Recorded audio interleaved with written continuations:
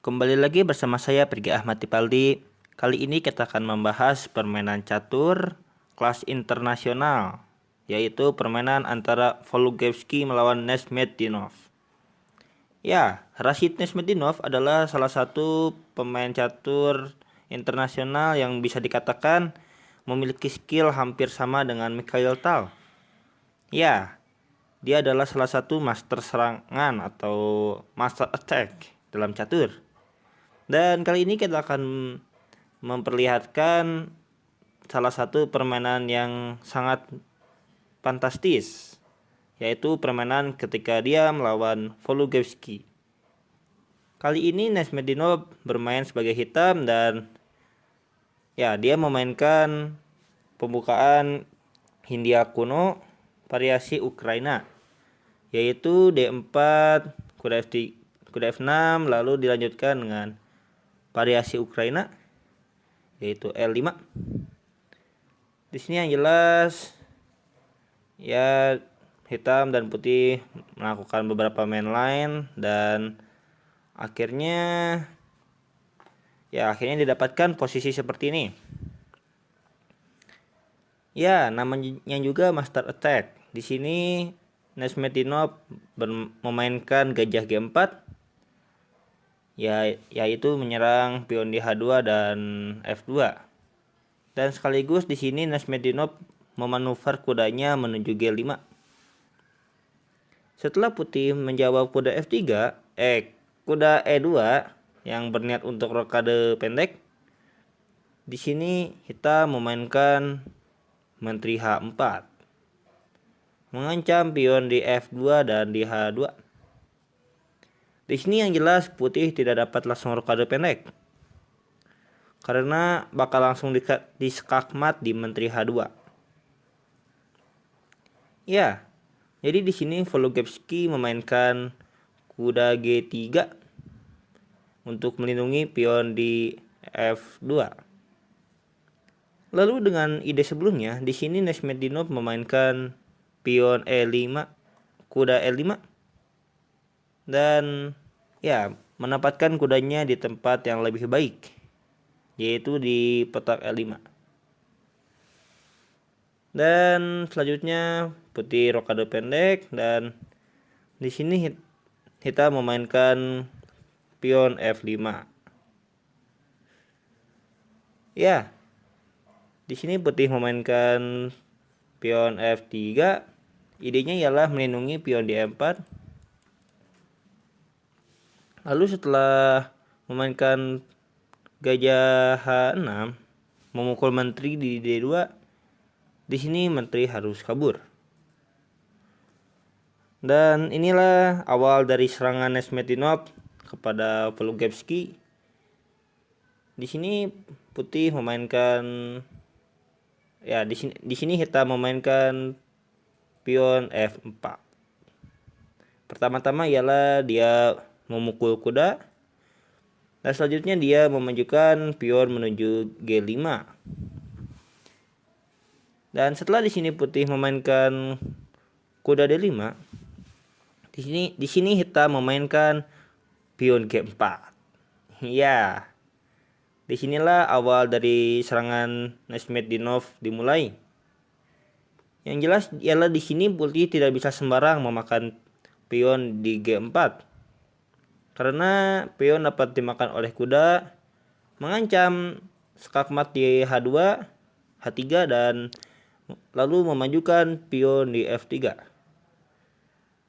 Yang jelas ialah dengan memakan pion di G4, di sini putih akan mulai diserang-serang secara terus-menerus. Jadi di sini putih tidak memakan pion di G4, melainkan memajukan pionnya menuju G3. Setelah makan-memakan, di sini menteri harus bergerak menuju H3. Ya, menteri di sini sudah sangat asik sekali, dekat sekali dengan raja, dan raja pun tidak dapat kabur kemana-mana kecuali petak F2. Itu ialah satu keuntungan yang sangat besar bagi hitam. Lalu setelah di sini putih memainkan F4, memukul kuda. Di sini Nesmetdinov pun menyadari bahwa kuda di E5 tidak begitu baik dalam serangannya. Jadi di sini dia mencoba mengorbankan kuda di E5 dengan menggerakkan gajah menuju E6. Dan di sini Vologevsky menyadari bahwa dia tidak dapat memakan kuda di E5. Mengapa? Karena setelah dia memakan kuda, lalu Nesmetdinov memakan kuda putih, dan akhirnya pun di sini gajah E3 skak dan gajah F2 skakmat. Jadi Vologevsky menyadari bahwa kuda di D5 ini sangat penting sekali.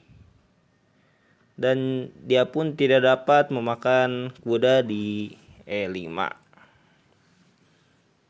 Sebagai gantinya di sini Vologevsky memundurkan gajahnya yang sedang diancam oleh kuda menuju C2.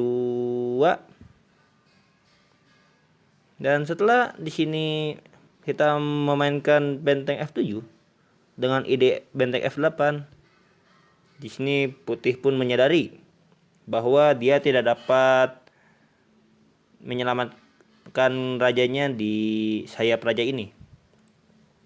Dan Vologevsky pun memulai memanuver rajanya menuju sayap menteri dengan memainkan raja F2, menteri H2 skak, raja E3 dan makan kuda. Lalu kuda B4. Dan setelah di sini putih memainkan benteng H1, di sini Nesmetdinov memainkan langkah yang sangat spesial atau bahkan menakjubkan sekali, yaitu benteng kali F4. Iya.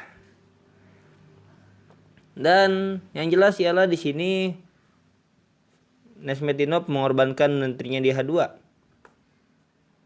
Dan perlu kalian lihat bahwa menteri di sini sebenarnya tidak dapat bergerak karena gajah di H6 sedang diancam. Jadi di sini Nesmetdinov mengorbankan menterinya dan sebaliknya memulai serangan dengan memakan pion di F4. Di sini yang jelas ialah Vologevsky menyadari bahwa dia tidak dapat memakan benteng di F4.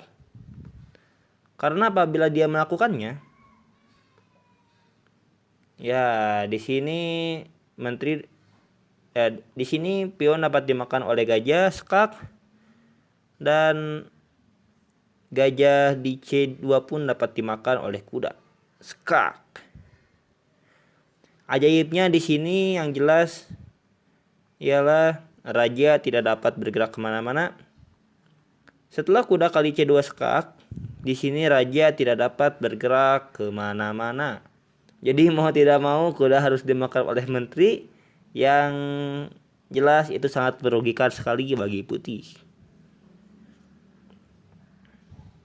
Jadi masih ke dalam posisi seperti ini, yang jelas ialah putih tidak dapat memakan benteng. Jadi mau tidak mau di sini putih memakan menteri di H2. Selanjutnya ialah benteng F3 skak. Double check. Di sini raja harus bergerak ke D4. Setelah di sini kita memainkan gajah G7. Idenya ialah discover attack terhadap raja. Di sini putih melakukan kesalahan yang sangat fatal, yaitu A4. Yang jelas ialah pasti di sini Vologevsky menyadari bahwa rajanya tidak dapat bergerak kemana-mana. Jadi di sini dia tidak dapat mengantisipasi dari counter attack tersebut. Dan ya di sini Pulogevski melakukan kesalahan pion A4 karena dia menyadari bahwa serangan Nesmetinov tidak akan dapat melukainya. Ya, yang jelas ini adalah mat dalam beberapa langkah. Kalian dapat mencobanya menjadi puzzle, menentukan langkah terbaik yang dapat dilakukan oleh hitam. Tetapi sayangnya hal ini terlalu ribet dan saya pun pada awalnya tidak dapat melakukan ini. Ya, kalian dapat mencobanya dan saya akan menunjukkannya sekarang. Pertama-tama di sini hitam memainkan pion C5 skak. Setelah pion dimakan oleh pion, makan silang en passant. Di sini pion dimakan oleh pion C6.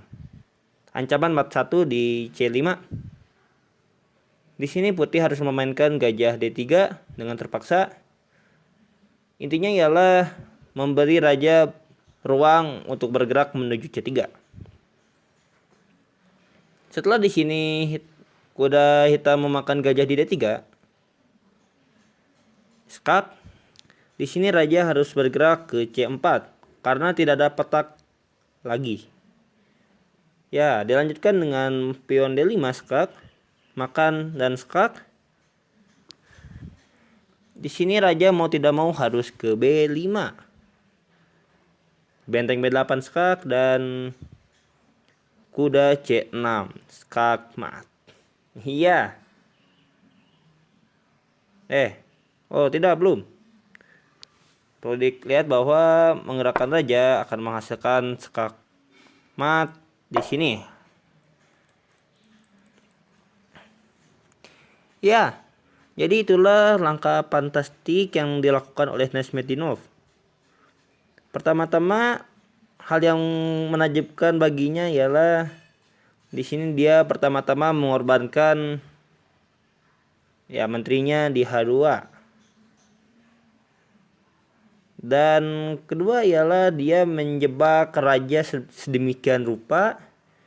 Jadi raja tersebut dia seret menuju daerahnya.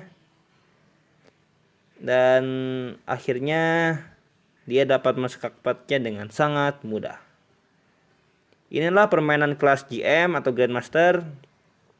Sudah pasti bahwa kita harus banyak berlatih agar dapat sepertinya.